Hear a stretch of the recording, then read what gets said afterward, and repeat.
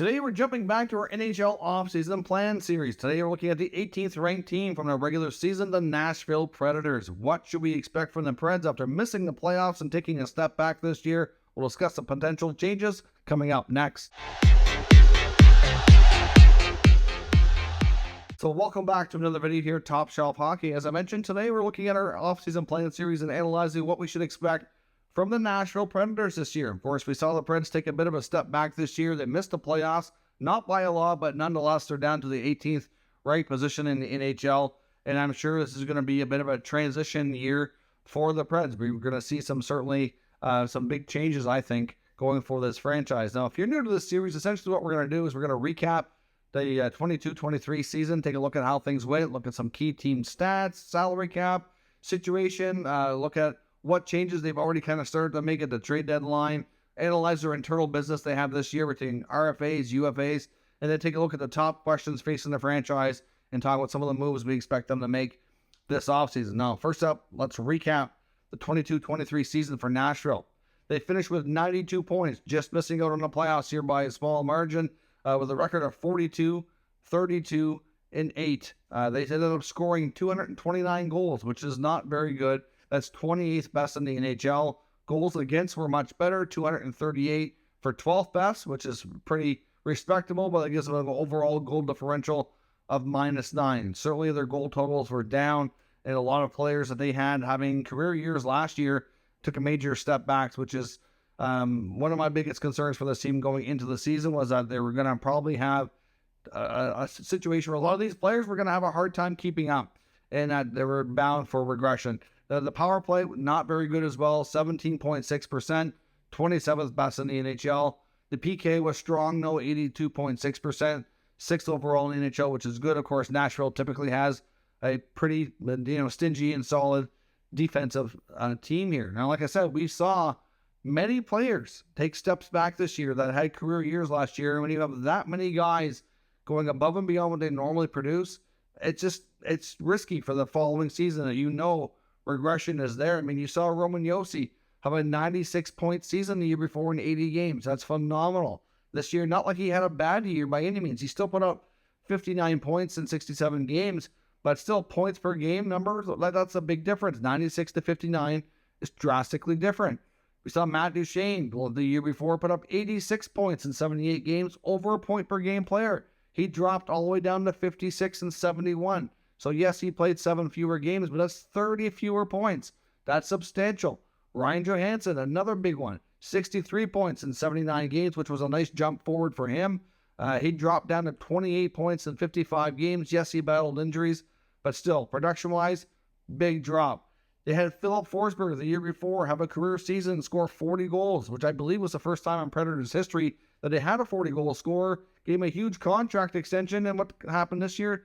19 goals in 50 games. Yes, he missed some time, and he would have projected out to score more goals, but still, that's a big drop. Major drop. And all your top players went from all having career years to all regressing. You can't have that and expect to do a lot of good things. I mean, David Poile has announced he's stepping down, so it's an end of an era that way. He's been the GM there forever and a day since the team launched. Poile is still going to remain with the team as an advisor. Barry Trotz will be taking over as a new GM. We've already known that for a little while. Near the deadline, they did make some trades, shipping out Mikhail Granlund to Pittsburgh. They traded Matthias Ekholm to Edmonton for Tyson Barrie, Reed Schaefer, and a first. That, to me, was a really good haul for Ekholm. They traded Tanner Jeannot to Tampa for 5 draft picks. That was an incredible good haul for Jeannot. And they also sent Nino Niederreiter to the Jets for a second rounder. So to me, they had a really good trade deadline and acquired a lot of assets, which could help for the future for sure. So overall, this team, it's already been in transition. It's just a matter of how much more we're going to see here. Now, with the salary cap, we know that they have 17 contracts on the books for next year. They have $67.95 million tied up in salary cap space, which gives them $15.5 million available if we get a $1 million cap increase. Right now, CapFriendly.com is set up as a $83.5 million cap for next year, which is a $1 million increase. There is meetings going on, potential that the cap could rise by 1.5 or 2 million instead. And if it does, obviously that number will change here just a little bit. Now let's look at the internal business for the Predators when RFAs and UFAs. On the restricted free agent side, they have a few interesting names here, but they don't have a lot of business to me that's going to take up a lot of time. The new GM, Barry Trotz, should have a fairly easy time taking care of this. But Cody Glass, who was certainly a breakout season candidate this year, he'll definitely be re-signed. Rasmus Asplund, who they picked up from the Sabres late in the year, likely retained, I would think. Calfoot, they picked him up earlier as well. Alex Carrier and Jake Livingstone. So, there's all those guys will be cheap to retain. So if they wish to keep them in the Preds organization, it's not going to cost them a ton of money. On the UFA side, not much business going on there as well. Like I said, with 17 contracts on the books, they don't have a lot going on. But Zach Sanford, who ended up there, he's actually been in the minors majority of the year. Currently still playing with their American Hockey League affiliate in their playoff run, actually doing well down there. Not so well at the NHL level. He likely won't be back. And Mark Borowski's a UFA as well. We've already heard from the Boro Cop announcing that he will be retiring and he will not be signing any more NHL contracts. His time in the NHL as a rugged defenseman have come to a close. So certainly want to wish Mark Borowski the best in whatever he does next with his career. I'm not sure if it'll be within hockey or what's next for him, but he's been a true warrior, played a hard style, and certainly deserves everything that he's received in his career. Questions. What are the top burning questions facing this team? Well, for one, we don't know if Barry Trotz is keeping the head coach or not. That's still something that he didn't really clarify on.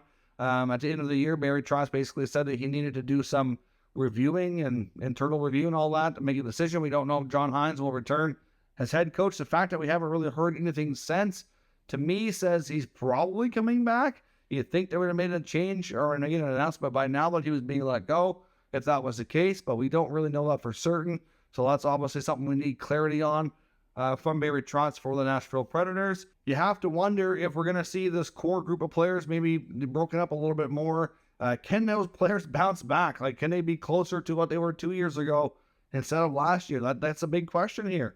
Or will Barry Trotz be forced to try to eat away at the score and move one or two players out and shake things up? They did make mention, Trotz and Boyle both, that there was, when they were trading players at the deadline, that there was another player that they really were hoping to move and came close but didn't pull the trigger. They didn't really want to give too many more details than that, but I do expect them to shake things up a little bit for sure. Can they rely on their young players? This is going to be a big question to really take steps forward for next year. Like, can Cody Glass continue to build upon what he did this year? Can you see Tomasino and Evangelista take steps next year and have bigger roles with the team? Can some other prospects like Reed Schaefer, who they picked up from Edmonton, and Joaquin Kamel and Zachary Lula, who's just finished his junior career with the Halifax Mooseheads, or they be able to take spots, or are they going to need more time in the American League?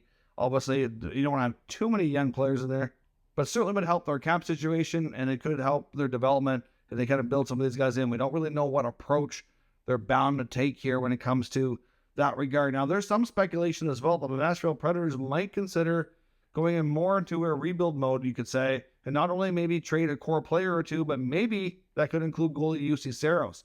He's got 2 years left at $5 million. He's been a top 5 goalie in the NHL this past year and even the subsequent years. Do they try to bring back a good haul for trading him? I mean, they do have Askarov in the minors waiting. Do they feel like he's ready? Or do they want to ride out UC Saros at least one more year before they consider that? I mean, his value may not be much higher than it is right now. From that perspective, he still has, like I said, 2 years on his contract. So the team that acquires him doesn't have to worry about re-signing him for that period of time to get 2 runs for potential playoffs.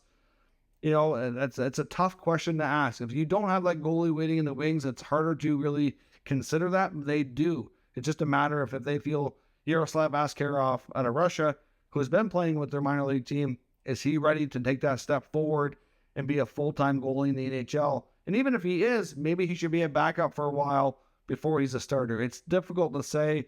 I don't know. But I mean, the problem here is, like I said, not only around some of these core players, but can the Nashville Predators realistically, are they going to trade Philip Forsberg? I doubt it. Are they going to want to trade Roman Josi? I doubt it. So you're looking at Duchesne and Johansson, and are those contracts really movable? Not without eating some money or taking back something else that they're not crazy about. So it's going to be tough. Barry Trotz is going to have his work cut out for him here. So we'll see. Like I said, they did a lot of good work around the deadline, but I'm not sure how much different and how much more drastic this team can get through the offseason, but only time will tell. If you were the Nashville GM and Barry Trotz, would you be looking at trading a guy like UC Saros? Would you consider trading your captain, Roman Josi? Is that moves you would want to see them make and bring back Halls and kind of go through more of a rebuild? Or do you think they need to try to retool here and can they get back to being a playoff team as early as next year? Let me know your thoughts on the Preds and what you expect from them this offseason down in the comments. We'll discuss further. If you're new to the channel, make sure you subscribe and stick around. We'll keep you up to date with the latest news, rumors, and analysis of all 32 NHL teams. Thank you for watching, and I'll catch you next time.